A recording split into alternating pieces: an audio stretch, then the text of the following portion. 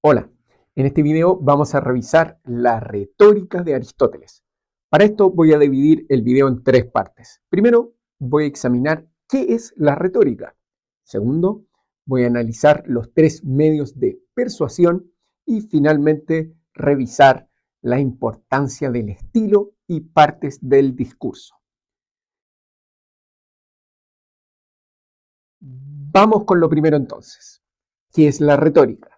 La retórica consiste en un arte productivo, tal como la medicina o la zapatería o la poética, pero con un matiz interesante. ¿Por qué?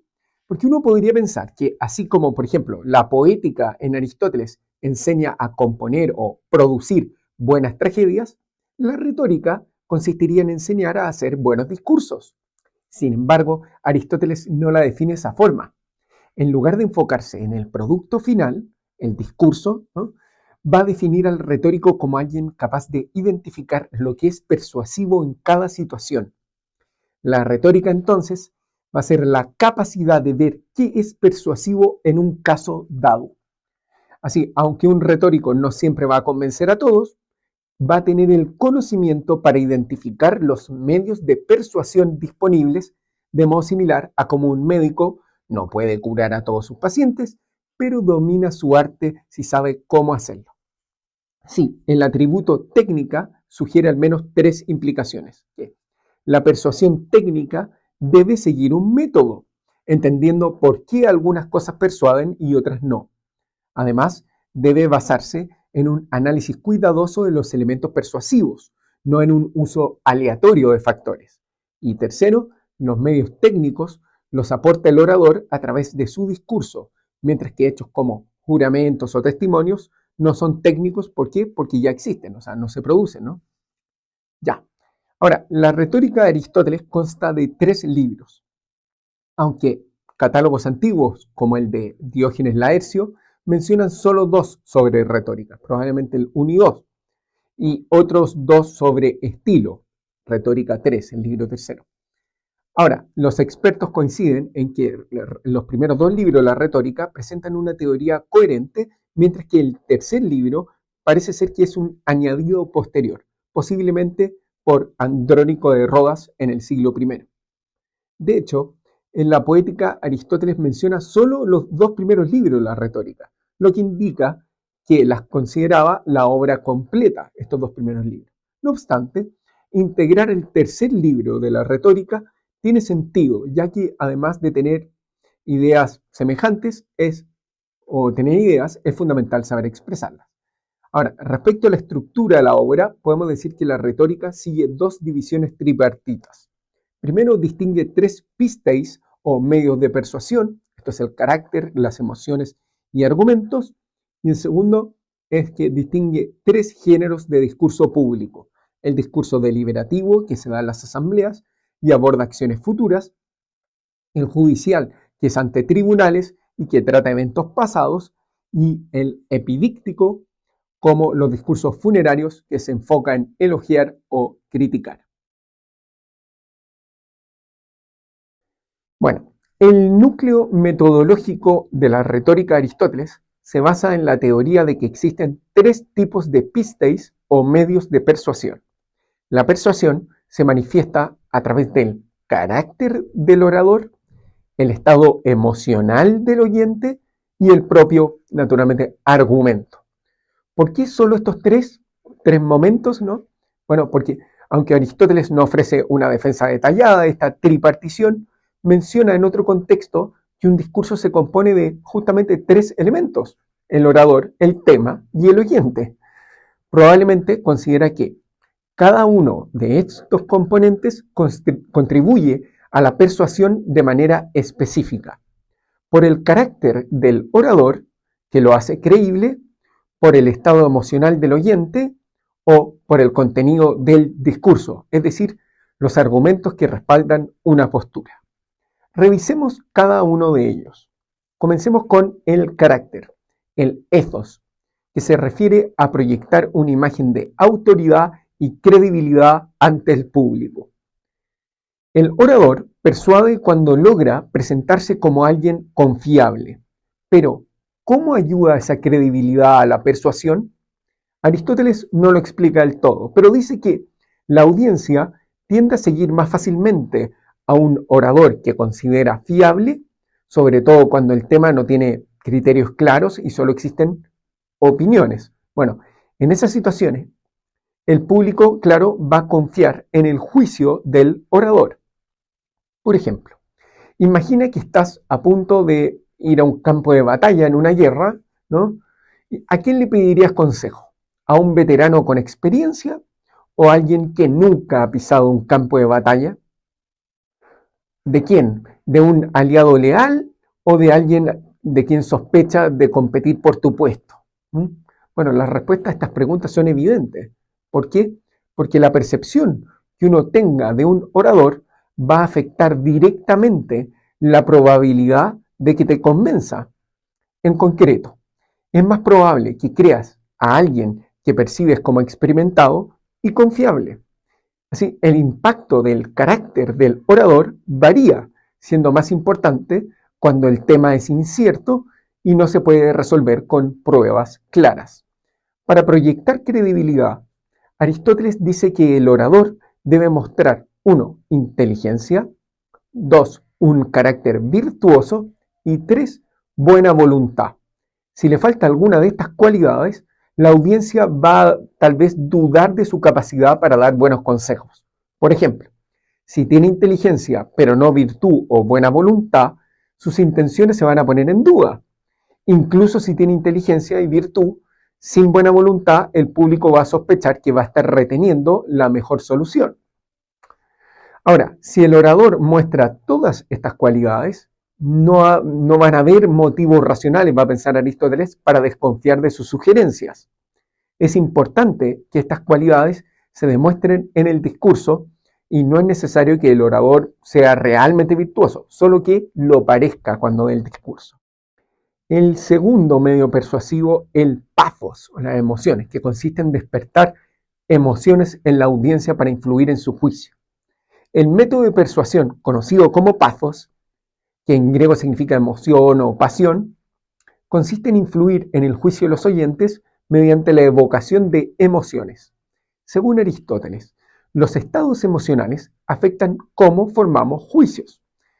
En su obra La retórica define las emociones como aquello que, al provocar un cambio en las personas, altera sus juicios. No juzgamos así igual cuando estamos tristes que cuando estamos alegres. Dado que, así, que la retórica tiene como objetivo guiar el juicio de los oyentes y las emociones juegan un papel crucial en la formación de esos juicios, el orador, por tanto, debe tener en cuenta los estados emocionales del público. Por ejemplo, un juez o jurado que simpatiza con un acusado puede considerarlo menos culpable, mientras que la ira puede hacer que la misma persona parezca más culpable, va a decir Aristóteles. Aristóteles reconocía que, aunque las emociones pueden nublar la razón, no son completamente irracionales, ya que tienen causas predecibles. O sea, y si el orador es capaz de identificar esas causas, puede provocar esas emociones de manera intencionada. De este modo, Aristóteles nos ofrece un análisis detallado de las principales emociones y sus opuestos, como la ira y la calma, la amistad y la enemistad, el miedo y la vergüenza, y la desvergüenza, ¿no? La amabilidad, la compasión, la indignación, la envidia, los celos, en fin. Y que el orador debe conocer para influir, ¿no?, eficazmente en el público. Por ejemplo, define la ira como el deseo, acompañado de dolor, de venganza evidente por un desprecio flagrante que se ha dirigido contra uno mismo o sus allegados, cuando tal desprecio es inmerecido. Siguiendo esta definición, una persona se va a enojar si considera que ha sido objeto de un menosprecio inmerecido por parte de alguien que no tenía derecho a hacerlo. Esto implica que las emociones se encuentran íntimamente ligadas a las percepciones o creencias de las personas sobre una situación. Así, hay una correlación entre lo que alguien cree, por ejemplo, que ha sido despreciado injustamente, y su sentimiento de ira. Si aceptamos esto y los oradores comprenden la definición de cada una de estas emociones, van a poder deducir las condiciones bajo las cuales una persona va a ser propensa a sentir una emoción particular. Así, si el orador logra convencer al público de que esas condiciones están presentes, es probable que los oyentes experimenten la emoción deseada. Aristóteles proporciona un ejemplo claro de esto.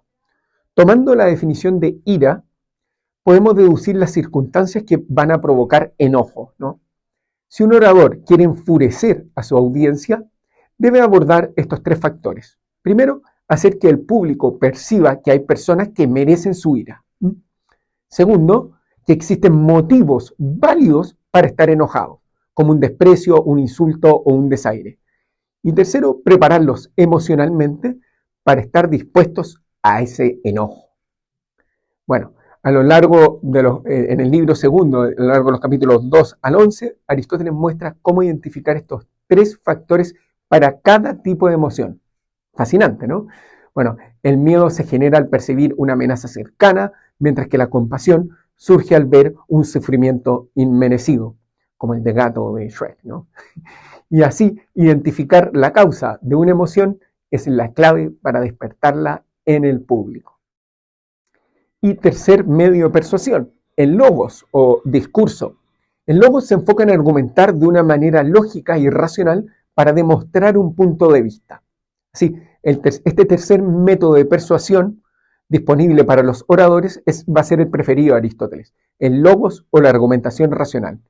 Esta forma de persuasión consiste en presentar los hechos y luego utilizar un razonamiento sólido para apoyar un veredicto o una acción determinada. Siempre que el público sea razonable, esta, va a pensar Aristóteles, va a ser la forma más eficaz de persuasión. ¿Por qué? ¿Quién podría negar una conclusión lógicamente irrefutable? Aristóteles señala que hay dos formas principales de presentar argumentos. Implícitamente, esto es a través de ejemplos, o explícitamente, mediante la construcción de argumentos lógicos, lo que él llama entimemas. La argumentación retórica, según Aristóteles, se relaciona estrechamente con la argumentación dialéctica. Aristóteles llama a la retórica una contraparte de la dialéctica. Ambas comparten ciertos rasgos clave. Tratan de cosas sin un género definido, no dependen de principios científicos y buscan presentar argumentos basados en suposiciones aceptadas, en doxa. Y se distinguen en que, mientras la dialéctica debate ambos lados de una cuestión, la retórica se enfoca en lo que es más persuasivo en un caso concreto. Por cierto, en este video te dejo ahí, trabajé la dialéctica. Y además la dialéctica se usa en debates privados o académicos para atacar o defender un argumento. En cambio, la retórica se utiliza en la esfera pública para defenderse o acusar a un adversario. Así, el objetivo de la retórica es persuadir al auditorio utilizando procedimientos inductivos o deductivos. A diferencia de la demostración científica, ya lo dijimos, que la demostración científica se basaría en principios ciertos y evidentes, la retórica opera partiendo de premisas aceptadas o probables, conocidas como endoxa. Esto es, opiniones comunes o creencias ampliamente aceptadas por la mayoría o por los expertos en una materia. La inducción en la retórica se basa en ejemplos, mientras que la deducción se realiza a través del silogismo retórico, el entimema. Un ejemplo inductivo conecta un caso particular conocido con otro menos conocido basándose en una descripción común. Así hay dos tipos de ejemplos, los reales, que se presentan como narraciones de hecho, y los inventados, que pueden ser comparaciones o fábulas. La diferencia con la inducción completa es que el paradigma no requiere considerar todos los casos y se vincula a ambas premisas de un silogismo. Un entimema va a ser una inferencia silogística en un contexto retórico, adaptada al auditorio y al tema. Dado que el auditorio no es experto, los argumentos deben ser breves y claros, basados en premisas de aceptación general. Los temas son prácticos y requieren decisiones, por lo que las premisas no siempre articulan conexiones estrictas, sino más bien verosímiles. Los entimemas se basan en probabilidades o signos, que pueden o no indicar relaciones necesarias. En retórica, lo esencial es la probabilidad, lo que hace que incluso inferencias menos estrictas sean útiles para persuadir. El entimema es el corazón de la teoría retórica de Aristóteles. Veamos un ejemplo. Imagina que eres un ciudadano preocupado que habla en una asamblea sobre una posible invasión. Podría presentar el siguiente argumento. Una potencia vecina está reuniendo un ejército en nuestra frontera. Probablemente planea invadirnos, por tanto, deberíamos reunir nuestras fuerzas antes de que sea demasiado tarde. Este es un ejemplo de un entimema. Comenzamos con un par de premisas aceptadas y a partir de ellas razonamos hacia una conclusión lógica. Como se puede apreciar, ¿no? Los entimemas, a diferencia de los argumentos deductivos científicos, producen conclusiones que son probables y no definitivamente ciertas. En este caso no podemos saber con certeza si los vecinos nos planean o no invadirnos, pero es una suposición razonable basada en ciertas circunstancias, ¿no? El entimema, por tanto, no es algo, digámoslo así, extraordinario. De hecho, la mayoría de las personas emplea este tipo de argumentos probabilísticos a diario. Y la manera de argumentar en discursos, piensa Aristóteles, no debería ser distinta. Ojo, consideremos este argumento. Un alumno solicita permiso para ir al baño durante un examen. En el pasado, los alumnos que fueron al baño copiaron. Por lo tanto, deberíamos negarle esa solicitud. Este argumento también es un entimema, pero se refuerza al citar un precedente histórico. Ya, y vamos con la tercera parte de este video, el estilo y las partes del discurso. Bueno, además de las tres formas de persuasión, ethos, pathos y logos, va a decir Aristóteles que hay dos elementos adicionales que también influyen en la efectividad de un discurso. La lexis, que suele traducirse por estilo, ¿no? Y esto es bastante obvio, ¿no? El público va a pensar Aristóteles más atención a la belleza del discurso que a su contenido. O sea, un mismo discurso pronunciado por un orador sin carisma y nervioso va a tener mucho menos impacto que si lo presenta un orador con confianza y estilo. Esto demuestra que hablar en público es en parte una actuación, lo que distingue o determina la retórica como una forma de arte. Para Aristóteles, la principal virtud de un buen estilo es la claridad. Ser comprendido es en sí mismo, esto es importante, una forma de persuasión. En general, utilizar un lenguaje sencillo y elegante implica ser conciso, emplear una gramática correcta y evitar ambigüedades. El lenguaje vago y confuso suele ser señal, va a pensar Aristóteles, de un argumento débil. Si bien es aceptable añadir algunas ideas poéticas para animar el discurso, va a haber que evitar un estilo demasiado adornado que distraiga al público del mensaje principal. Así, uno de los recursos, entre ellos poéticos preferidos de Aristóteles, va a ser la metáfora, que ayuda al público a visualizar el mensaje. Y a diferencia de la tradición posterior, que ve la metáfora como un adorno sencillamente para deleitar, Aristóteles dice, no, esto tiene una función cognitiva. Según él, las metáforas facilitan el aprendizaje. Para entender una metáfora, el oyente debe encontrar un vínculo común entre la metáfora y aquello a lo que se refiere. Por ejemplo, si se llama rastrojo a la vejez, entendemos la metáfora cuando descubrimos que ambos han perdido su florecimiento. Así, una metáfora no solo nombra algo, sino que lo describe. Por eso Aristóteles afirma que la metáfora enseña.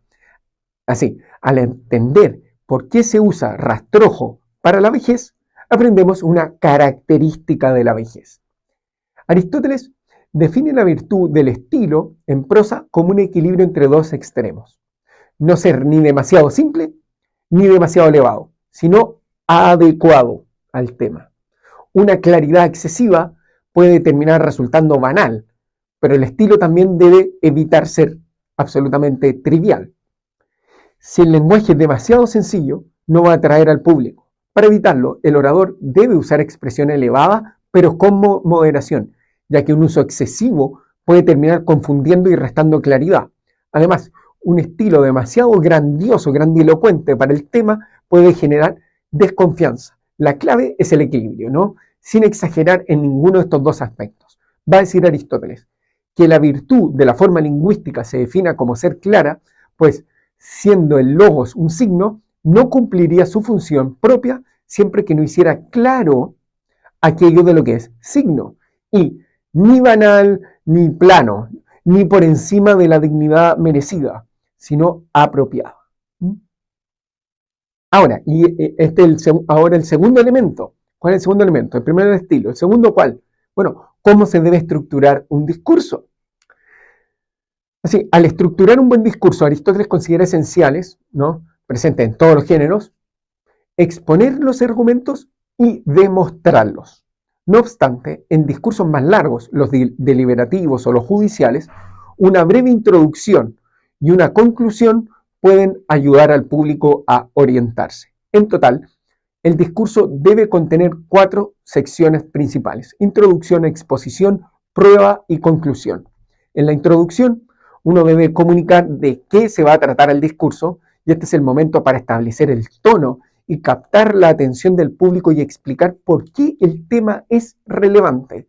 También es una buena oportunidad para aplicar el ethos, el carácter, mostrando tu carácter y tu credibilidad.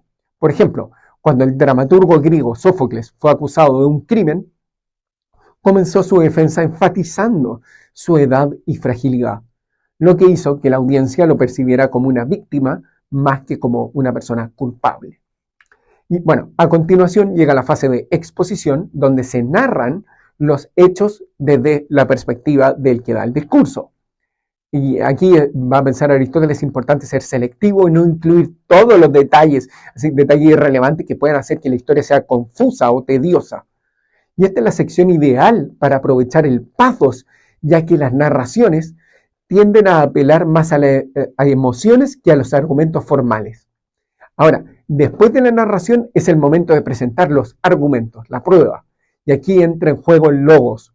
Y el objetivo de esta sección es demostrar las afirmaciones que has expuesto en la narración y, si es necesario, refutar los puntos de vista de tu oponente.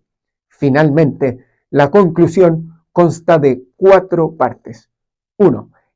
Buscar inclinar al auditorio a nuestro favor y en contra del adversario.